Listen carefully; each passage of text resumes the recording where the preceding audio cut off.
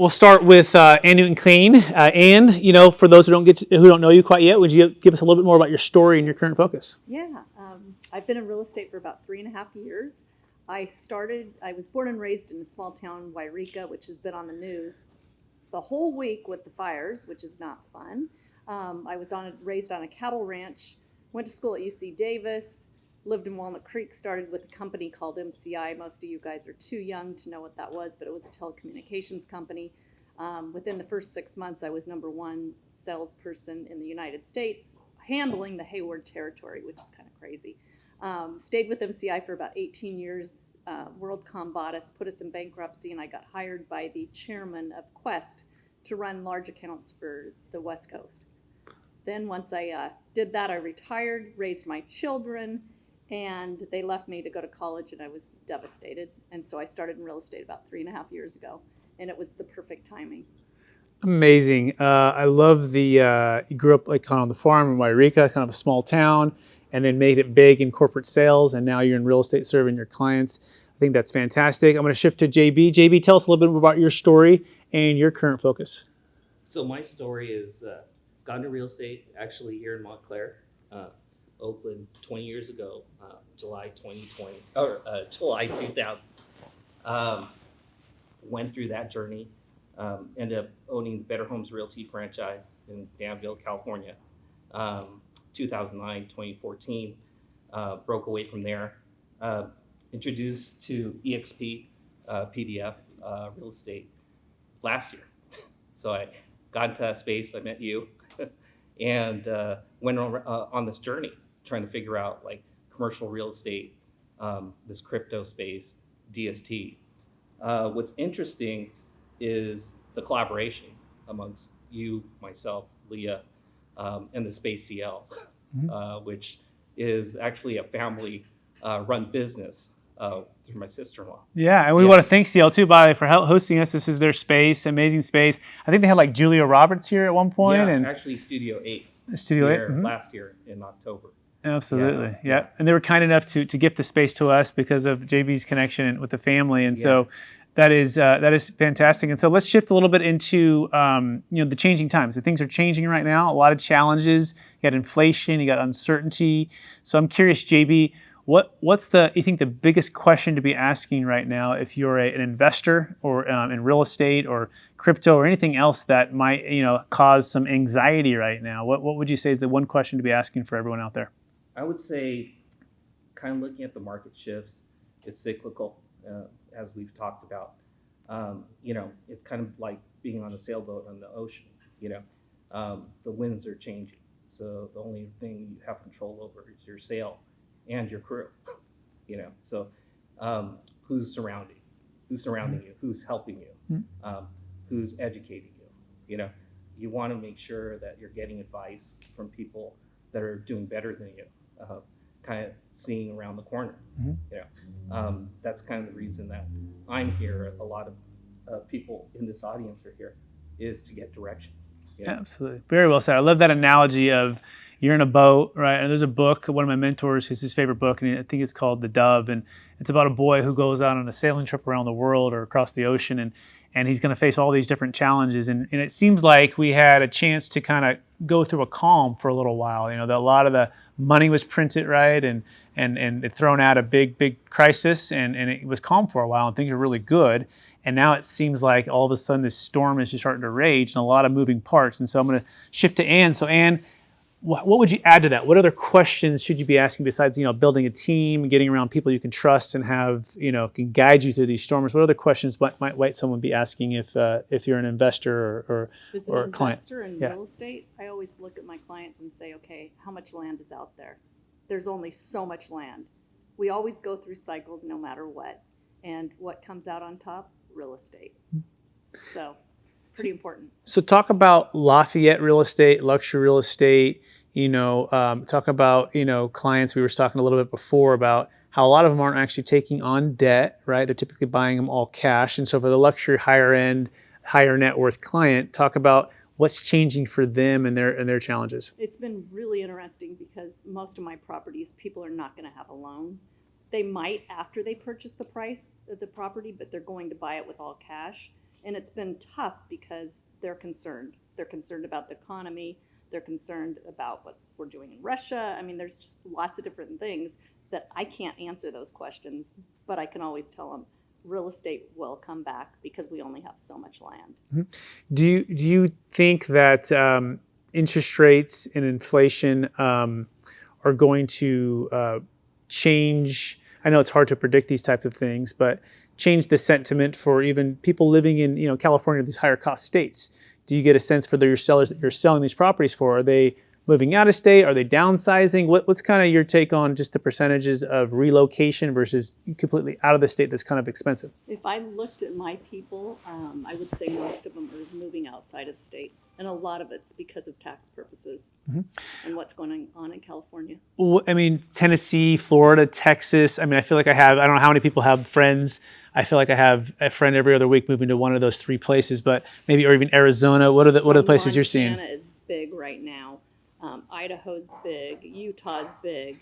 Any of the places that have lots of land, that's where people are usually moving to, and better taxes too. Absolutely. So shifting to taxes a little bit, part of what we do here at Capital Gains Tax Solutions is help people defer tax, not using a 1031 exchange. But Joseph, talk to us a little bit about the biggest challenge with something like a 1031 exchange, and or when a 1031 exchange can be an amazing thing. It's the restrictions, in regards to timelines, when we have to identify, when we need to close. Sometimes you're caught where you're in a reverse 1031 exchange, where you've identified first and you have to fix it in the middle of the process. So there are so many things where I'm dealing with someone that made a lot of money from Tesla, and he said, I'm really thankful for Uncle Elon for the gift he's given me, but here I am having to sell my property, and I need the 1031 exchange. I'm not going to meet my timelines. I had to advise him, you may have to eat the cost and pay Uncle Sam, not Uncle Elon, or talk to you. Yeah. Yes, let's talk about that. The options to be able to defer capital gains tax on like cryptocurrency or business or even public or private stock, or if you own shares in companies, be able to defer that tax and be able to invest it into like passive or active real estate deals. What do you think that would mean for people that you serve? I think it's huge. I was just assessing a business putting up for sale on the UCC filings on the assets. The fact is with your vehicle, we can actually defer some of that tax, during the transfer as well as the purchase for the buyer. I think what you have here is kind of a Trojan horse when it comes to, another vehicle that they can use for to defer taxes. I think 1031 is great if you have it all lined up, but like you said, real estate is a shifting market. There's not enough inventory. Even with the higher interest rates, we're still stuck with trying to transact within those timelines. Majority of the time, we're working really hard to hit those timelines, and we don't. Yeah, but with the DST piece, we're not having to be concerned with that. We can use it not only in residential, but commercial, business brokering, mergers and acquisitions, as well as other things that we're looking into, like art pieces. Yeah, absolutely. And when someone's making a decision, let's shift a little bit to not just tax flow versus cash flow, or making these big sales of these properties and moving to Montana and different places like that. How are you helping them to make that transition, right? To sell? Because sometimes when sellers sell, they say they want to sell today, but a month from now they don't want to sell anymore, and then it's kind of this emotional roller coaster during this transaction. So how do you help them to stay focused on what their original goal was?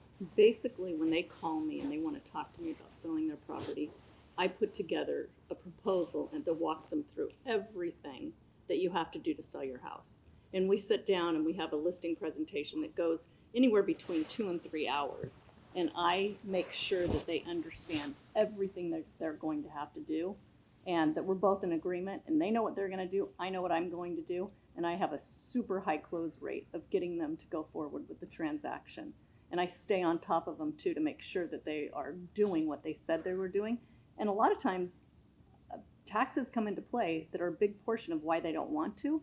So I'm thrilled to have you in my life where I can call you and say, come in here and do a presentation for this person and have them understand what they can do financially and make it easier. Because I can sell them on the process of selling and that they're going to get a lot of money, but what are they going to do with that money once they have it? And that's pretty important. Yeah, I appreciate that. And it's we like to say it's no longer just about cash flow, it's about tax flow.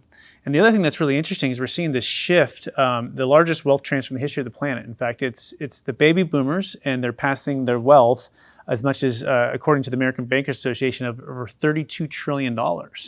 And there's never been more wealth in one generation passed to the next generation. And there's about 10,000 baby boomers turning 65 every single day. And there's 77 million in the US alone. And so it creates an opportunity and a challenge. The opportunities for professionals to help their clients navigate these ever-changing environments. But as well, the challenge is if they don't and they sell, 30 to 50% goes to capital gains tax and depreciation recapture. And so it's kind of a battle between where's the wealth going to be? In the hands of the people, right? Or a lot of it in the government.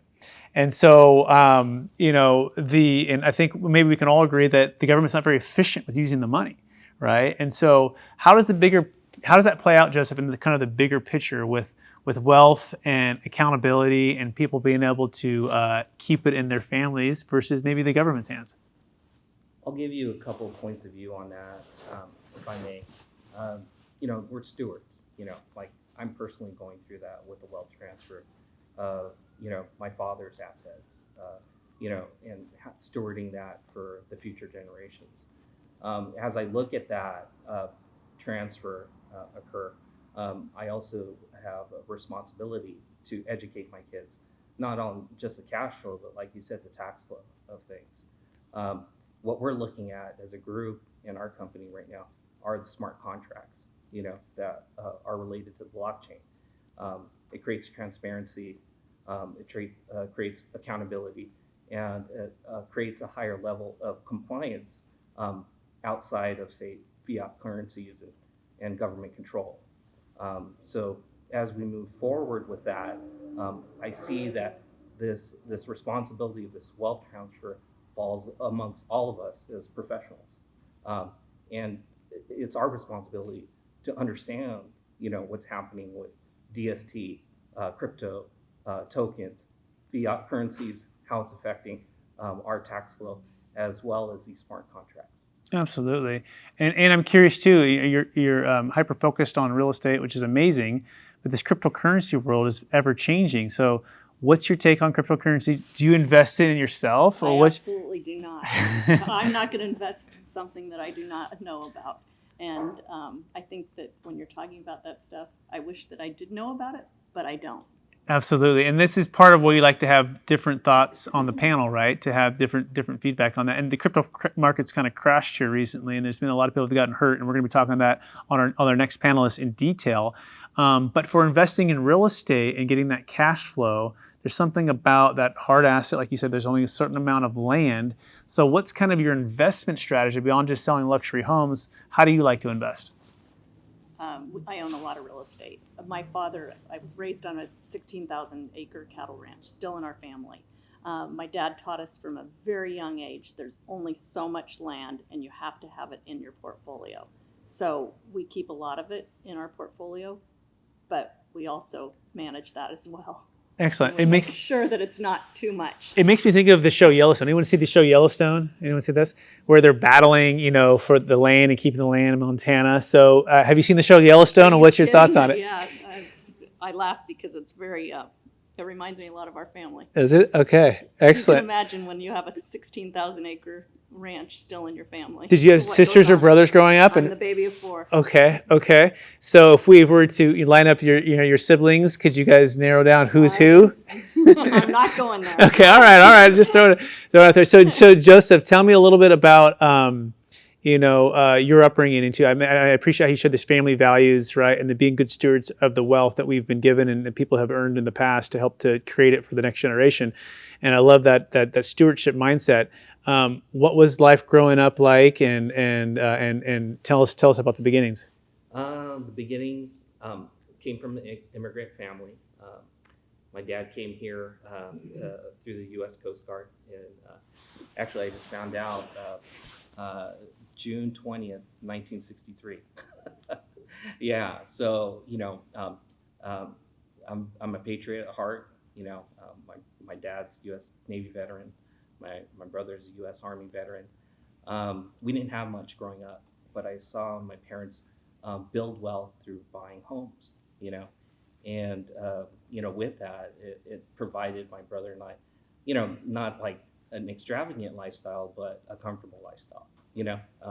Where we were able to raise families, have homes of our own, and we're looking to provide that same opportunity for our kids and future grandkids. Excellent. So we're going to move to like maybe the last one or two questions here.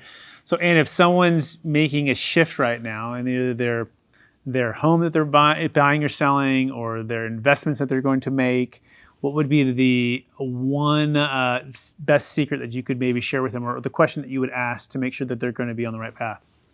When they're buying a home? Buying a home, selling a home, making the transition in changing times. Essentially, it's the bigger picture, how to make wise decisions in a changing environment, right? And what would be the question you're asking yourself to make sure you're making prudent decisions? Whenever I'm sitting down with someone, I will look them in the face and I will always ask, are you sure this is something that emotionally you can handle? Because it's going to be the most emotional. If you're buying a house, it's emotional. If you're selling a house, it's emotional. And can you handle it? Are you ready to handle it? And sometimes they'll be honest and say, you know what, we're not ready yet. And great, I will be back and we'll talk later. But you have to look them straight in the eye and find out, can they really handle it? It's almost like starting with the negative, right, before you can move into the positive. Like, let's find all the reasons why you shouldn't be making this decision. Let's try to eliminate those. And if you can give a good answer, then I'll go to work for you. Is that a fair summary? That's 100%. We talked about that earlier today. Yeah. Yep, and we did a full podcast, by the way, with a couple of the guests, including Joseph and Ann. You can check that out on YouTube, where we dive deeper into their stories and what's happening. And so yeah, I love that approach. Joseph, same question, right? So you're sitting down with clients; they're concerned with the changing environments. What's the one or two thoughts or questions that you're trying to pull out to make sure that they're going to make a prudent decision in this changing time?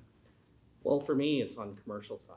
So, I recently have worked with investors who own 60 residential property, transitioned to buy 2 strip malls.